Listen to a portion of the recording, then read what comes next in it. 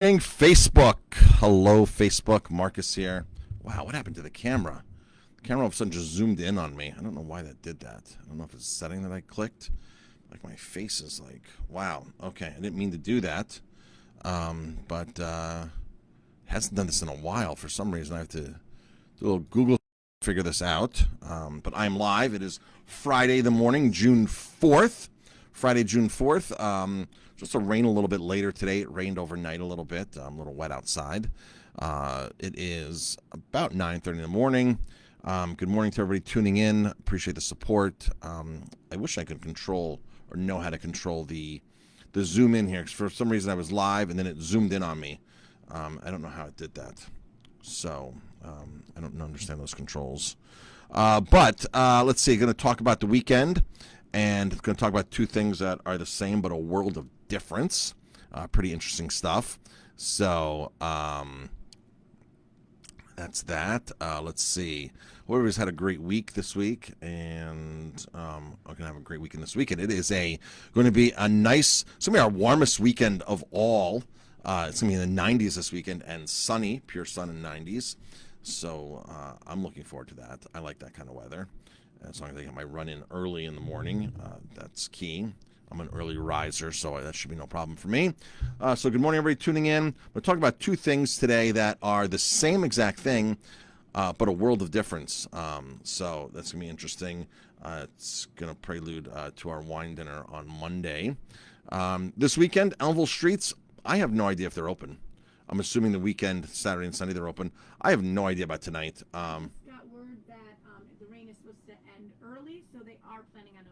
So they are planning on locking the streets down for cars and have guests be able to go sit outside and eat outside. Music Saturday and Sunday. Music Saturday and Sunday. Do we know who Saturday's music is? Saturday is Julie. Julie Corrales? Yeah. Okay. And Sunday is the Jazz Trio. Jazz Trio. Okay, the Humble Jazz Trio. So John Simon. We had to cancel John Simon last night because of weather here at the restaurant, but he will be playing in front of the Shadowland. So that is, do you know the times for the music, Jamie? I don't. I can find out. All right. Well, let's jump into the content here. All right. So Monday, we're doing this great wine dinner on Monday, and it's going to be outside in the garden because it's beautiful weather on Monday. The forecast is supposed to be amazing on Monday.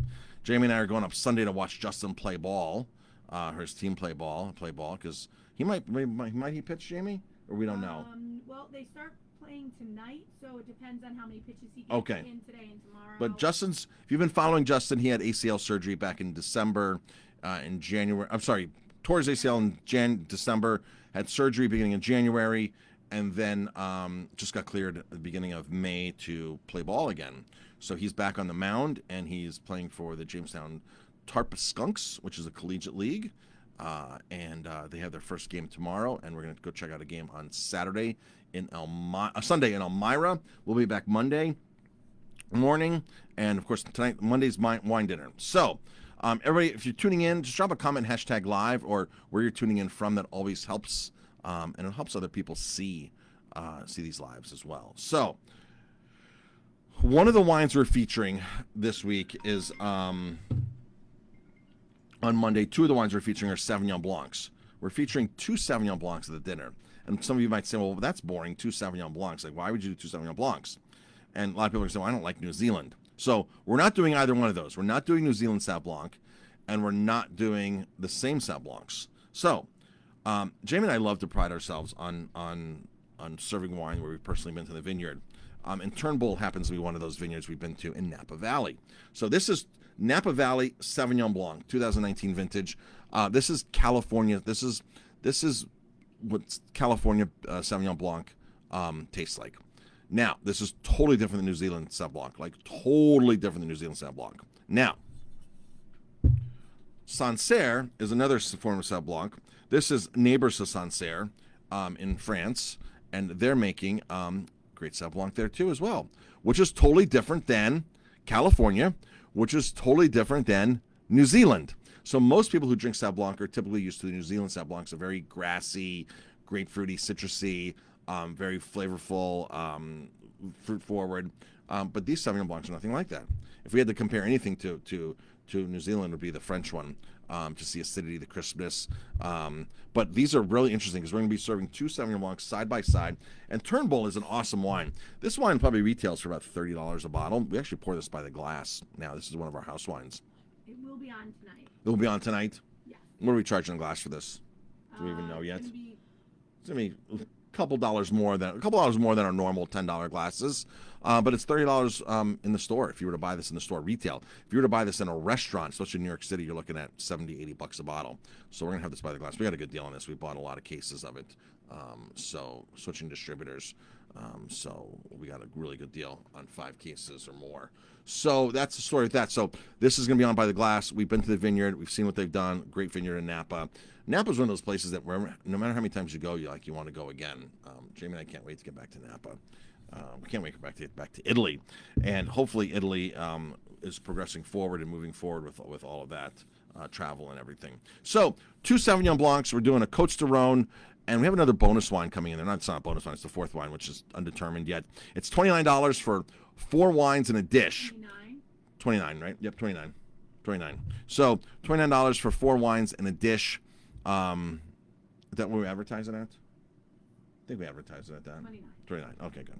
Jimmy's confirming.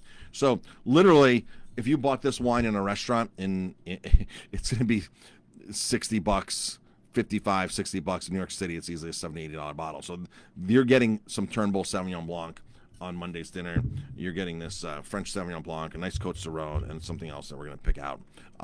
Wine, no, it would be a red wine. The other one to pick out. We're trying to make a comparison of similar wines versus Côtes du Rhône, because I think a comparison is really important here, because these wines, because you walk into a store and you see Sauvignon Blanc and you're like, I'm not a Sauvignon Blanc drinker, because you don't like New Zealand Sauvignon Blancs. These two will shock you, because they're totally different than that. So we just want to show you the same grape, different regions of the world, different vinification processes, different, the vintner has different techniques. They have their own recipe. So even in the same area, they can be different.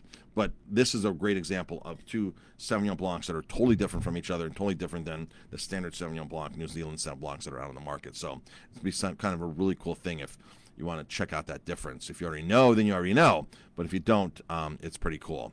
If you blind tasted those wines and we told you pick out the Sauvignon Blanc out of the 2, you'd have no idea that you might say, well, none of them are Sauvignon Blanc. None of these are what I'm used to. And then you might say, well, this one's edging towards Sauvignon Blanc, but the other one's definitely not. So it's really, really a cool way to taste wine. And sometimes people say, well, I don't like Italian wine, Marcus. And I'm like, we just haven't had the right Italian wine yet, because there's literally 400 grapes they grow in Italy for wine. And every different area has its own regions, its own techniques, its own styles. Every region has its own styles and different techniques. And so you might not like Sangiovese from Tuscany, but you get a Sangiovese from somewhere else, and you might be like, oh, wow, this is a pleasant surprise. And part of that is because of the traditions of winemaking. So each region, and sometimes the regions are very small, have their own very specific tradition for that wine. So they'll use a Sangiovese grape all throughout Tuscany, but when they're making Brunello, versus Montalcino Rosso versus a Chianti Classico, sort of the same grape, but just very different techniques and styles of making the wine in that same region of Tuscany. So, and it's just basically what they've figured out has worked over the last 500 years, right? We've done this.